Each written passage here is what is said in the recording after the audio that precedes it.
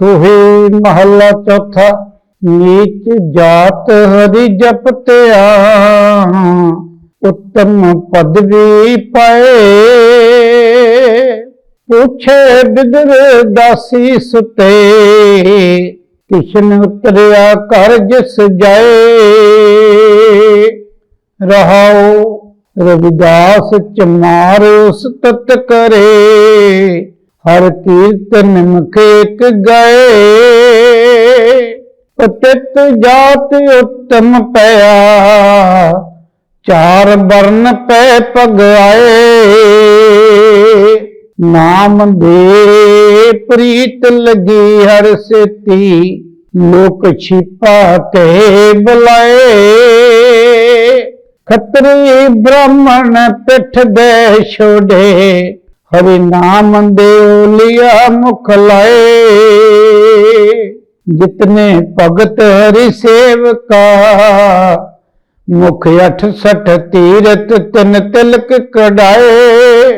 जन नानक तिन को अंदन परसे, से कृपा करे हर राय।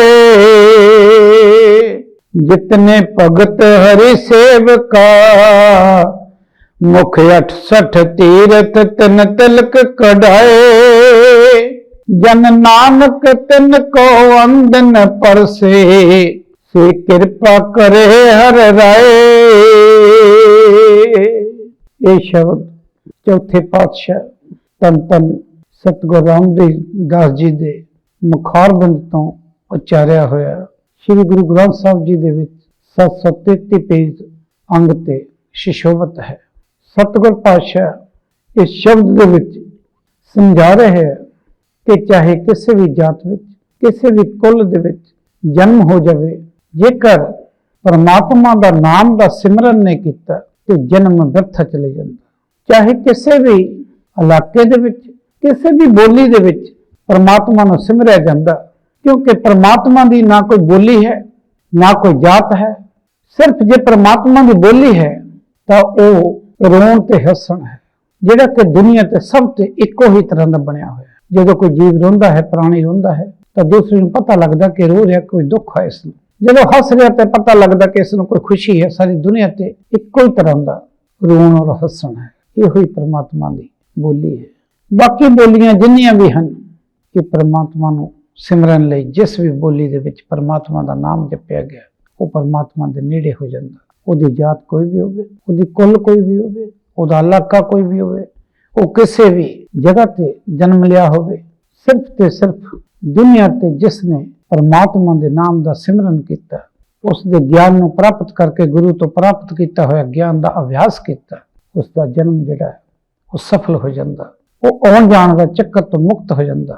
इसे करके ही परमात्मा किसी जात या कुल दा विच नहीं हुंदा। इसे करके परमात्मा नूं जो सतगुरु रविदास महाराज जी ने जिस वेले पंडितां नूं यह गल कही कि अपन बापे ना ही किसी को, भावन को हरि राजा, कहंदे ये तां भावना दे नाल जिन्हां ने उसका नाम जपिया ओहो ही निरभौ निर्भय हुंदे है, दूसरे नहीं हो सकते। सो इत्थे जात का कोई भी कम नहीं है, मजहब का कोई भी कम नहीं है, इलाके का कोई भी गल नहीं है। सिर्फ ही हुई है कि उस परमात्मा का नाम जिन्होंने जपिया वो दुनिया ते सदा में अमर हो गए। अमर का मतलब है कि मरदे नहीं, मन का मतलब है कि उन्हों का जीवन का नाम जो है दुनिया ते वो सदा लई दुनिया लेंदी है। इसे करके उन्होंने अमर कहा जाता। जिहड़े दूसरे लोग आ वो कुछ देर लिए उन्होंने कोई घर का याद कर ले तो ठीक है, नहीं तो कुछ टाइम पा के दुनिया तो नाम खत्म हो जाता, चाहे वो आए या ना आए। क्योंकि इसे करके उन्होंने कहा गुण गोविंद गायो नहीं, जन्म अकारथ कीन। जेकर तो गुरु दे परमात्मा की सिफत सलाह के विच नहीं जुड़िया तो तेरा जन्म जिहड़ा व्यर्थ जाऊगा।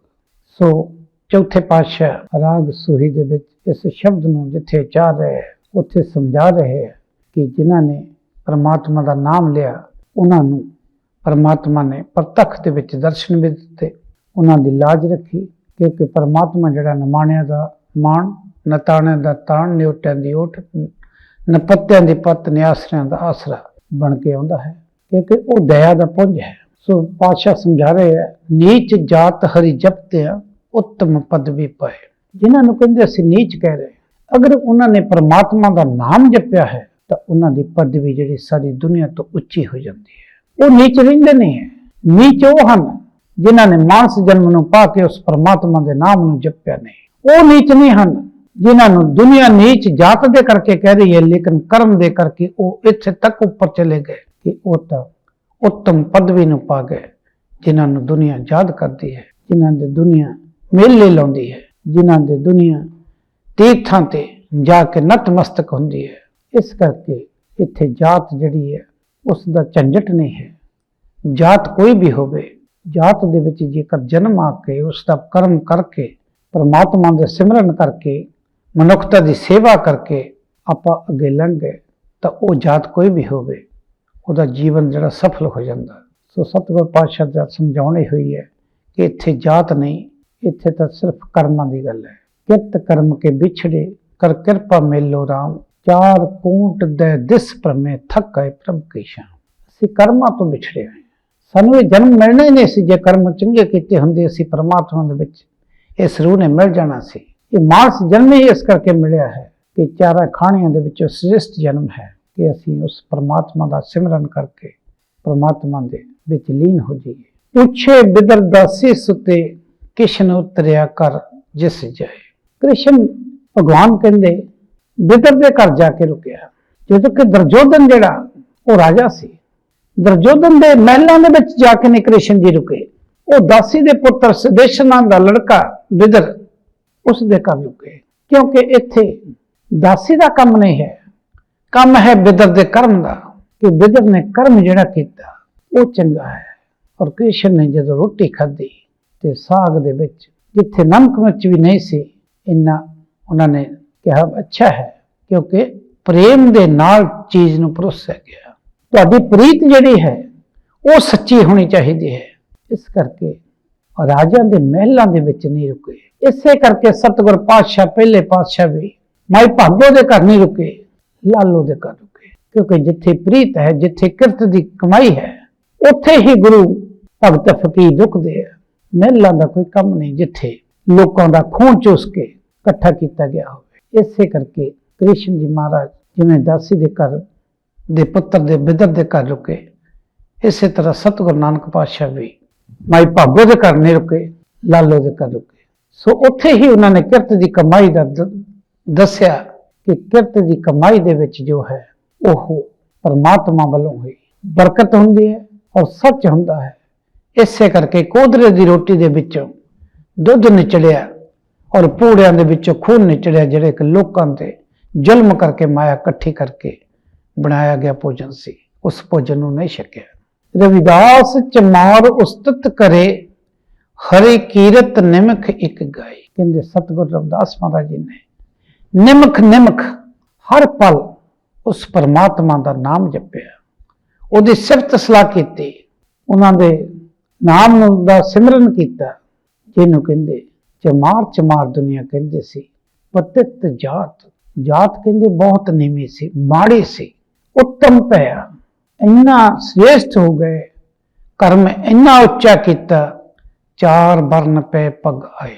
ਚਾਰੇ ਹੀ ਵਰਨਾਂ ਨੇ ਉਹਨਾਂ ਨੂੰ ਮੱਥਾ ਟੇਕਿਆ, ਖੱਤਰੀ ਬ੍ਰਾਹਮਣ ਸੂਦ ਬੈਸ, ਚਾਰੇ ਵਰਨ ਜਿਹੜੇ ਦੁਨੀਆ ਦੇ ਬਣਾਏ ਹੋਏ ਸੀ, ਉਹਨਾਂ ਦੇ ਵਿੱਚ ਜਿਹੜੇ ਵੀ ਮਨੁੱਖਤਾ ਦੇ ਪੁੰਜ ਸੀ, ਜਿਹੜੇ ਵੀ ਮਨੁੱਖਤਾ ਦੇ ਜਾਮੇ ਦੇ ਵਿੱਚ ਆਏ ਸੀ, ਚਾਹੇ ਉਹ ਰਾਜਾ ਸੀ, ਚਾਹੇ ਰਾਣਾ ਸੀ, ਚਾਹੇ ਰੰਕ ਸੀ, ਚਾਹੇ ਫਕੀਰ ਸੀ, ਸਭ ਨੇ ਹੀ ਸਤਿਗੁਰ ਰਵਿਦਾਸ ਮਹਾਰਾਜ ਜੀ ਨੂੰ ਮੱਥਾ ਟੇਕਿਆ, ਉਹਨਾਂ ਦੀ ਸੇਵਾ ਕੀਤੀ, ਕਿਉਂਕਿ ਉਹਨਾਂ ਨੇ ਪਰਮਾਤਮਾ ਦਾ ਨਾਮ ਜਪ ਕੇ ਉੱਤਮ ਪਦਵੀ ਪਾਈ। ਲੋਕ ਜਿਨ੍ਹਾਂ ਨੂੰ ਨੀਚ ਕਹਿੰਦੇ ਹੈ, ਉਹ ਨੀਚ ਉਹ ਹੁੰਦੇ ਆ ਜਿਹੜੇ ਕਿ ਕਰਮ ਨੀਚ ਕਰਦੇ ਆ, ਨਾ ਕਿ ਜਨਮ ਤੋਂ ਨੀਚ ਹੁੰਦਾ ਕੋਈ। ਜਨਮ ਤੋਂ ਸਭ ਇੱਕੋ ਹੀ ਜੰਮਦੇ ਆ, ਕਰਮ ਤੋਂ ਨੀਚ ਹੁੰਦੇ ਆ, ਕਰਮ ਤੋਂ ਹੀ ਉੱਤਮ ਹੁੰਦੇ ਆ। ਸੋ ਕਰਮ ਜਿਹੜਾ ਹੈ ਦੁਨੀਆ ਦੇ ਉੱਤੇ ਸਭ ਤੋਂ ਅੱਛਾ ਸ੍ਰੇਸ਼ਟ ਕਰਨਾ ਚਾਹੀਦਾ, ਜਿਸ ਦੇ ਨਾਲ ਮਨੁੱਖਤਾ ਦਾ ਕਲਿਆਣ ਹੋਵੇ, ਮਨੁੱਖਤਾ ਦਾ ਭਲਾ ਹੋਵੇ, ਮਨੁੱਖਤਾ ਦੀ ਸੇਵਾ ਹੋਵੇ। ਮਨੁੱਖਤਾ ਦੀ ਸੇਵਾ ਦੇ ਵਿੱਚ ਸਵਾਸਾਂ ਦੀ ਪੂੰਜੀ ਨੂੰ ਲਾ ਦੇਣਾ ਚਾਹੀਦਾ। ਇਹੋ ਹੀ ਗੁਰੂ ਸਮਝਾਉਂਦੇ ਆ ਸਾਨੂੰ ਕਿ ਮਾਨਸ ਜਨਮ ਜਿਹੜਾ ਹੈ ਇਹ ਦੁਰਲਭ ਹੈ। ਦੁਰਲਭ ਜਨਮ ਪੁੰਨ ਫਲ ਪਾਇਓ, ਬਿਰਥਾ ਜਾਤ ਭਵਿਕੇ। ਇਹ ਮਾਨਸ ਜਨਮ ਬਹੁਤ ਹੀ ਦੁਰਲਭ ਹੈ। ਇਹਨੂੰ ਅਗਿਆਨਤਾ ਦੇ ਵਿੱਚ ਨਹੀਂ ਗੁਜ਼ਾਰ ਦੇਣਾ ਚਾਹੀਦਾ ਕਿ ਨਹੀਂ ਇੱਥੇ ਬਹੁਤ ਹੀ ਸੁੱਖ ਆ, ਇੱਥੇ ਸੁੱਖ ਅੱਗੇ ਦੁੱਖ ਕਨੇਰੇ।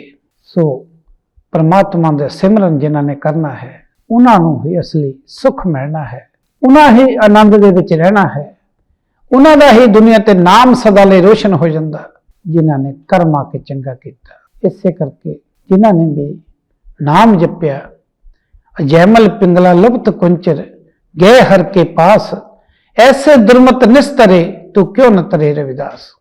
ਜੇਕਰ ਕਹਿੰਦੇ ਅਜੈਮਲ ਪਾਪੀ ਤਰ ਸਕਦਾ, ਜੇਕਰ ਪਿੰਗਲਾ ਤਰ ਸਕਦੀ ਹੈ, ਸ਼ਿਕਾਰੀ ਲੁਪਤ ਤਰ ਸਕਦਾ, ਜਿਹੜਾ ਹਾਥੀ ਜਿਹੜਾ ਗੱਜ ਜਿਹੜਾ ਉਹ ਤਰ ਸਕਦਾ, ਤੇ ਤੂੰ ਰਵਿਦਾਸ ਜੀ ਨਾਮ ਜਪੇਗਾ ਤਾਂ ਕਿਉਂ ਨਾ ਤਰੇਗਾ।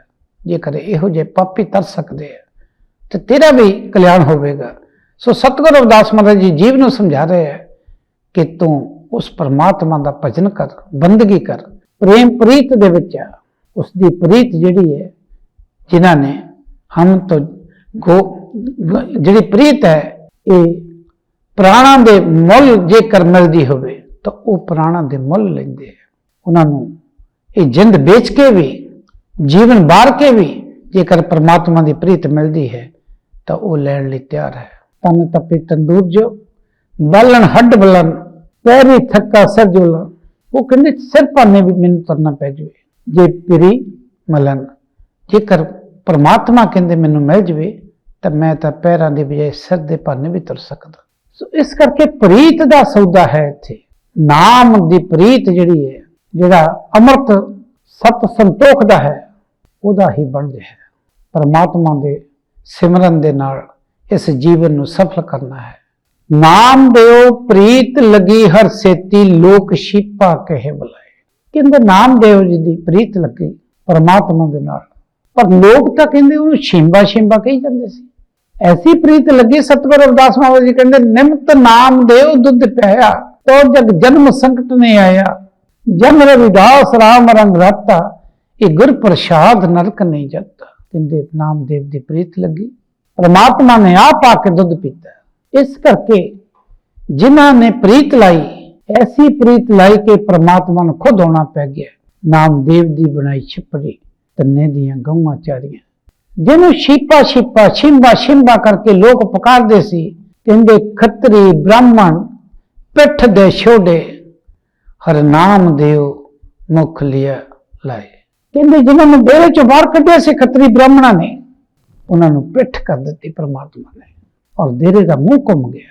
ਜਿਹੜੇ ਕਹਿੰਦੇ ਸੀ ਤੈਨੂੰ ਇੱਥੇ ਡੇਰੇ ਦੇ ਵਿੱਚ ਨਾਮ ਨਹੀਂ ਜਪਣ ਦੇਣਾ, ਉਹਨਾਂ ਨਿੰਦਕਾਂ ਨੂੰ ਐਸਾ ਦਿਖਾਇਆ, ਪਿੱਠ ਦਿਖਾਈ। ਕਹਿੰਦੇ ਨਾਮ ਦਿਓ ਮੁਖ ਲਾਏ। ਔਰ ਪਰਮਾਤਮਾ ਉਹਨਾਂ ਹੀ ਜਿਨ੍ਹਾਂ ਨੂੰ ਪਰਮਾਤਮਾ ਦਾ ਸਿਮਰਨ ਕਰਨ ਲਈ ਡੇਰੇ ਦੇ ਵਿੱਚ ਨਾਮਦੇਵ ਗਿਆ ਸੀ, ਉਸੇ ਹੀ ਡੇਰੇ ਦਾ ਮੂੰਹ ਘੁੰਮ ਗਿਆ। ਕਿਉਂਕਿ ਪਰਮਾਤਮਾ ਕਣ ਕਣ ਦੇ ਵਿੱਚ ਹੈ, ਸਰਬ ਵਿਆਪਕ ਹੈ, ਕਿਸੇ ਇੱਕ ਪਾਸੇ ਨਹੀਂ ਹੈ, ਉਹਦਾ ਮੂੰਹ ਸਾਰੇ ਪਾਸੇ ਹੈ। ਪਰ ਜਿਹੜੇ ਲੋਕ ਹੰਕਾਰ ਦੇ ਕਾਰਨ ਕਿਸੇ ਦੇ ਨਾਲ ਧੱਕਾ ਕਰਦੇ ਹੈ, ਜਾਤ ਨੀਵੀਂ ਸਮਝਦੇ ਹੈ, ਕੁੱਲ ਨੀਵੀਂ ਸਮਝਦੇ ਹੈ, ਇਲਾਕਾ ਨੀਵਾਂ ਸਮਝਦੇ ਹੈ, ਬੋਲੀ ਮਾੜੀ ਸਮਝਦੇ ਹੈ, ਉਹ ਨਿੰਦਕਾਂ ਨੂੰ ਕਹਿੰਦੇ ਮੁੜ ਕੇ ਪਿੱਠ ਦਿਖਾਉਂਦਾ। ਫਿਰ ਪਰਮਾਤਮਾ ਉਹਨਾਂ ਨਿੰਦਕਾਂ ਨੂੰ ਮਾੜਾ ਸਮਝਦਾ, ਕਿਉਂਕਿ ਸਾਧੂ का ਨਿੰਦਕ ਨਰਕਾਂ ਨੂੰ ਜਾਂਦਾ। ਫਿਰ ਜੇ ਉਹ 68 ਤੀਰਥ ਨਾ ਜੇ ਉਦੈ ਸਿਲ ਪਜਾਏ करे निंदा सब व्यर्था जाए। साध का निंदक कैसे तरे सर पर जानो नरक ही परे। कभी भी परमात्मा का नाम जपण वालियां दा जे कोई निंदा करदा तां ओहदा कहंदे कल्याण कदी नहीं हो सकता। इस करके परमात्मा दे जिहड़े सेवक आ, परमात्मा नूं उन्हां दी प्रीत चंगी है, बाकियां दे बल तां उसदी पिठ हो जाती है। जितने भगत हरि सेवका मुख 68 तीरथ तिन तिलक कढाए। कहते जिन्ने भी परमात्मा दे भगत है, जिन्ने भी उसके सेवक है, उन्होंने तो मुख ते जिहड़ा तिलक भी कहते तीर्थ आप लाउंदे। दुनिया तीर्थ परसम जाती है, 68 तीर्थ कहते 68 तीर्थ 8 ते 60 68 तीर्थ उन्होंने तिलक ला रहे हैं। उन्होंने परमात्मा दे मनण वालियां नूं तीर्थ भी जिहड़े है उन्हां दा नाम जपदे। जन नानक तिन को अनदिन परसे से किरपा करे हर रहे।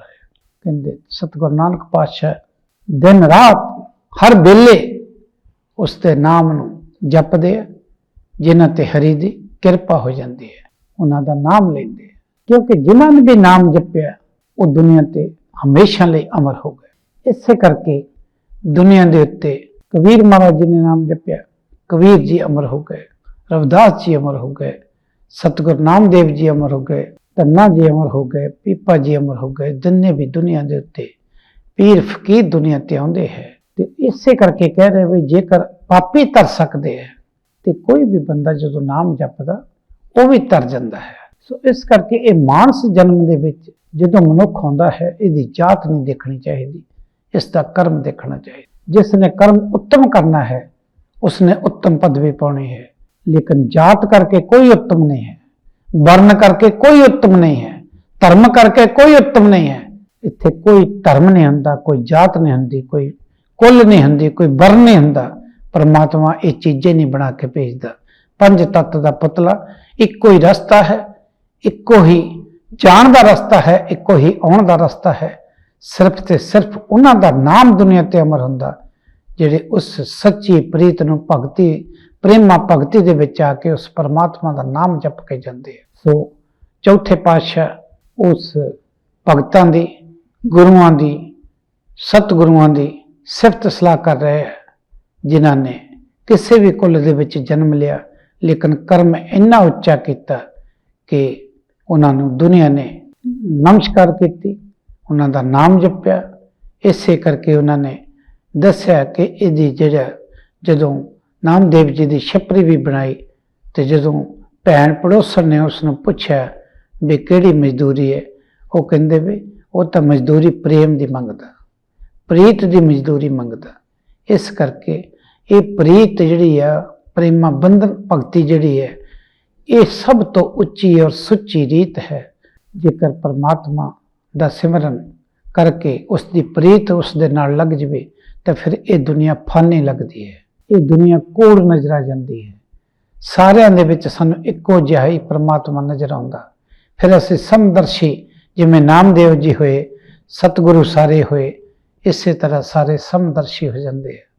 ਸੋ ਚੌਥੇ ਪਾਤਸ਼ਾਹ ਦੇ ਇਸ ਸ਼ਬਦ ਤੋਂ ਸਾਨੂੰ ਸਿੱਖਿਆ ਲੈਣੀ ਚਾਹੀਦੀ ਹੈ ਕਿ ਅਸੀਂ ਕਿਸੇ ਵੀ ਜਾਤ ਨੂੰ, ਕੁੱਲ ਨੂੰ, ਵਰਨ ਨੂੰ, ਧਰਮ ਨੂੰ ਉੱਚਾ ਨਾ ਸਮਝੀਏ।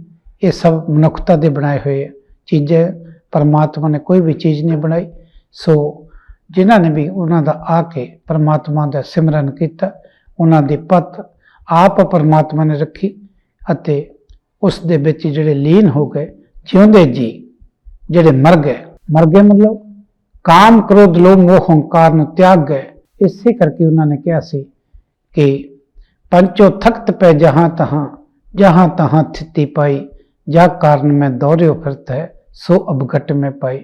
ਜਿਸ ਨੂੰ ਅਸੀਂ ਬਾਹਰ ਲੱਭਦੇ ਫਿਰਦੇ ਸੀ ਉਹ ਸਾਡੇ ਅੰਦਰ ਹੀ ਸੀ। ਸਤਿਗੁਰੂ ਰਵਿਦਾਸ ਮਹਾਰਾਜ ਜੀ ਕਹਿ ਰਹੇ ਹੈ ਕਿ ਜਿੱਥੇ ਕਾਮ ਕ੍ਰੋਧ ਲੋਭ ਮੋਹ ਹੰਕਾਰ ਖਤਮ ਹੋ ਗਏ, ਉੱਥੋਂ ਮੈਂ ਪਰਮਾਤਮਾ ਦੇ ਦਰਸ਼ਨ ਪਾ ਲਏ। ਸੋ ਇਹ ਦੁਨੀਆ ਦੇ ਉੱਤੇ ਆ ਕੇ ਜਿਨ੍ਹਾਂ ਨੇ ਸਿਮਰਨ ਕੀਤਾ, ਉਹਨਾਂ ਨੇ ਸਾਨੂੰ ਗਿਆਨ ਦੀਆਂ ਗੱਲਾਂ ਦੱਸੀਆਂ। ਇਹਨਾਂ ਗਿਆਨ ਦੇ ਨਾਲ ਹੀ ਅਸੀਂ ਅੱਗੇ ਨੂੰ ਆਪਣੇ ਜੀਵਨ ਨੂੰ ਸਫਲ ਕਰਨਾ ਹੈ, ਕਿਉਂਕਿ ਇਹ ਮਾਨਸ ਜਨਮ ਜਿਹੜਾ ਮਿਲਿਆ, ਇਹ ਜਿਹੜਾ ਬਾਰ-ਬਾਰ ਨਹੀਂ ਮਿਲਣਾ। ਇਹ ਚਾਰੇ ਖਾਣੀਆਂ 'ਚ ਉੱਤਮ ਪਦਵੀ ਹੈ, ਸ੍ਰੇਸ਼ਟ ਜਨਮ ਹੈ। ਇਹਦੇ ਵਿੱਚ ਆਪਾਂ ਨਾਮ ਜਪ ਕੇ ਇਸ ਜੀਵਨ ਨੂੰ ਹਰ ਪ੍ਰਾਣੀ ਦਾ ਫਰਜ਼ ਬਣਦਾ ਕਿ ਸਫਲ ਕਰਕੇ ਜਾਵੇ।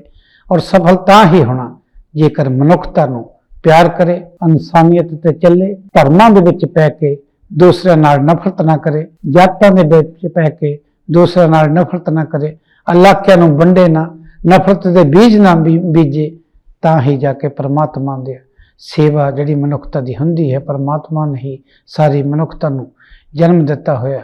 ਇਸ ਮਨੁੱਖਤਾ ਦੀ ਸੇਵਾ ਹੀ ਅਸਲੀ ਕਰਮ ਹੈ। ਸੋ ਆਓ ਇਸ ਸ਼ਬਦ ਤੋਂ ਗੁਰੂਆਂ ਦੇ ਜੋ ਸਿੱਖਿਆ ਮਿਲਦੀ ਹੈ ਆਪਣੇ ਜੀਵਨ ਦੇ ਵਿੱਚ ਢਾਲੀਏ ਅਤੇ ਉਹਨਾਂ ਦੇ ਚਰਨਾਂ ਦੇ ਵਿੱਚ ਅਰਦਾਸ ਕਰੀਏ ਕਿ ਜਨਮ ਜਿਹੜਾ ਸ਼ਬਦ ਪੜ੍ਹਦੇ ਉਚਾਰਦਿਆਂ ਗਲਤੀਆਂ ਹੋਈਆਂ ਹੋਣਗੀਆਂ ਮਾਫ ਕਰਨ, ਕਿਉਂਕਿ ਸ਼ਬਦ ਦਾ ਅਭਿਆਸ ਜਿਹੜਾ ਹੈ ਇਹ ਗੁਰੂ ਦੀ ਕਿਰਪਾ ਨਾਲ ਹੀ ਹੋਣਾ ਹੈ। ਸੋ ਆਓ ਚਰਨਾਂ ਦੇ ਵਿੱਚ ਅਰਦਾਸ ਬੇਨਤੀ ਕਰਦੇ ਹੋਏ ਆਉਣ ਵਾਲੇ ਸਮੇਂ ਦੇ ਵਿੱਚ ਆਪਣੀ ਕਿਰਪਾ ਰੱਖਣ। ਫਤਿਹ ਬੁਲਾਈਏ। ਵਾਹਿਗੁਰੂ ਜੀ ਕਾ ਖਾਲਸਾ, ਵਾਹਿਗੁਰੂ ਜੀ ਕੀ ਫਤਿਹ।